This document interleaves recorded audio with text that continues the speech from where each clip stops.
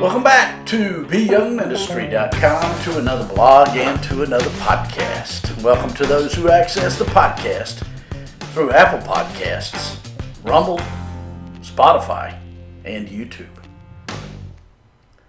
Today we continue our study of the Gospel according to Matthew. We're in chapter 12, verses 1 through 6, which reads, "At that time Jesus went through the grain fields on the Sabbath, and his disciples were hungry, and began to pluck heads of grain and to eat.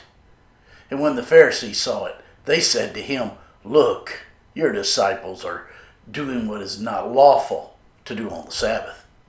But he said to them, 'Have you not read what David did when he was hungry, he and those who were with him?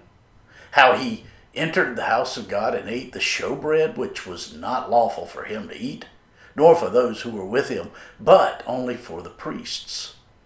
Or have you not read in the law that on the Sabbath the priests in the temple profane the Sabbath and are blameless? Yet I say to you that in this place there is one greater than the temple.'" That's Matthew chapter 12, verses 1 through 6. Today we transition into Matthew chapter 12, where we will see the growth of the rejection of the Lord Jesus from the religious leaders of Israel. We will see that their rejection of God was a slow hardening of their hearts toward Him down through the ages.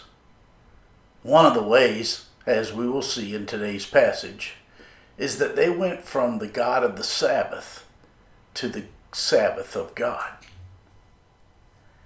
Such subtle emphasis is that which lures our hearts away from God in an ever so slow manner.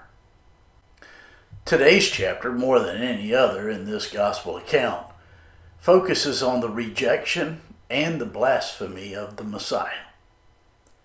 In it, we will see the growth to the unbelief of the people of Israel regarding the identity of the Lord Jesus.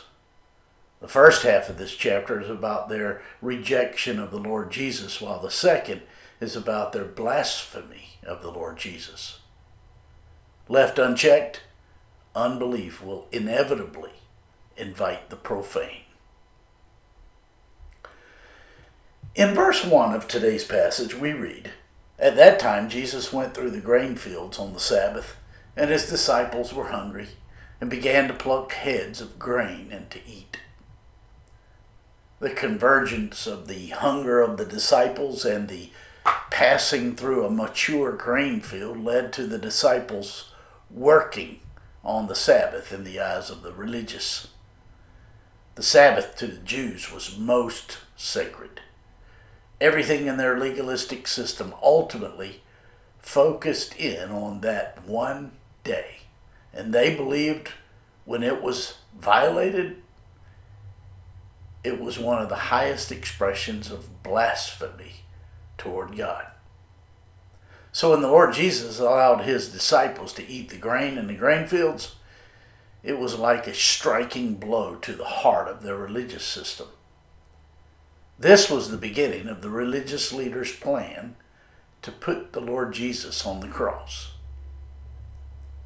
As with many things in our everyday lives, the events of this chapter seem random, but we mustn't lose sight of the fact that we serve a very big God, and the events of our lives fit into His will perfectly. We miss the bigness of God so often because we have such a large view of ourselves. When our view of ourselves is lessened, we will find that we are positioned best for our vision of God to grow. No human has a high enough view of God. Our God, the God who spoke into existence time and space, matter and energy, things unseen and seen, is more awesome than any earthly mind can comprehend. A God who is omnipotent, omniscient, omnipresent, and holy is a God we can unswervingly trust. The God of the Bible is unimaginably complex, and able to do all things, and is the only one who is worthy of our worship. It just so happened that day that the Lord Jesus and his disciples were going through that particular grain field, a field that had grain that had ripened. And since they were there in the Jordan Valley, these events happened near the Passover season. It is hard for us to rectify in our minds, but even our mistakes and even our sin factors into what we ultimately see as the will of God for our lives. I don't say this because the disciples sinned that day. They didn't sin, but their actions fit perfectly into God's ultimate purpose for all of the lives involved, even the Pharisees. Having said that, we can trust God to render good for us, even when we have missed the mark and have failed miserably. Our God is truly sovereign above all and is deserving of our homage. In verse 2 of today's passage we read, "And when the Pharisees saw it, they said to him, 'Look, your disciples are doing what is not lawful to do on the Sabbath.'" The Sabbath commandment is one of the 10 commandments, and it is the only commandment that is non-moral. In fact, it is the one of the 10 commandments that uniquely was between God and Israel as a ceremonial rule. It facilitated the people's worship of God. All the other 9 commandments are moral absolutes, while the 4th commandment is about worship. And when we come into the New Testament, every other command is repeated, but the 4th, the Sabbath command. It is not repeated because it was a unique covenantal sign between God and Israel. The problem with the Sabbath was created by the religious, who had added so many ridiculous rules to the Sabbath command. God had given this command to aid Israel in their worship of Him. However, over time, it did the opposite due to the additional rules that the religious leaders had placed on it. The additional rules were not even given by God. Again, since they missed the heart of the teaching, they made it about stupid stuff. Instead of being a day of rest, which aided their worship of God, it had become a day of incredible burden. All of this resulted in the Sabbath being a big pain in the rear end of the people of Israel. It was impossible for them to rest. This is why the Lord Jesus had previously said, "Come to me, all you who labor and are heavy laden, and I will give you rest." In verses 3 through 6 of today's passage we read, "But he said to them, 'Have you not read what David did when he was hungry? He and those who were with him, how he entered the house of God and ate the showbread, which was not lawful for him to eat, nor for those who were with him, but only for the priests. Or have you not read in the law that on the Sabbath the priests in the temple profane the Sabbath, and are blameless? Yet I say to you that in this place there's one greater than the temple.'" As the disciples walked along with the Lord Jesus, they became hungry. So they ate some of the grain that was all around them. In Deuteronomy 23 and verse 25, we read, "When you come into your neighbor's standing grain, you may pluck the heads with your hand, but you shall not use a sickle on your neighbor's standing grain." The disciples had the right that day to eat the grain, even though it was the Sabbath. Again, if we do not know what it's all about, we will make it about something stupid. And this is what the religious leaders of Israel did. They lost sight of the fact that the Sabbath was to be a day of rest, which would aid their worship of God. They failed to follow God's example when, after He created the world, He looked around and saw that it was very good. That day, God ceased from His labor, and He enjoyed what He had made.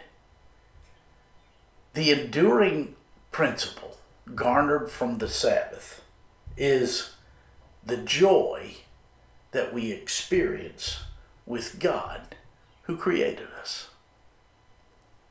In response to the question of the religious leaders, the Lord Jesus cited the time when King David and his men ate the bread that was in the house of God. Obviously, God made an exception in this case, as David and his men were running away from the angry King Saul, and they were hungry. Then the Lord Jesus cited the fact that the priest functioning on the Sabbath profaned the Sabbath every Sabbath. They profaned the Sabbath because they worked. They lit fires, they killed animals, and they lifted those animals up onto the altar.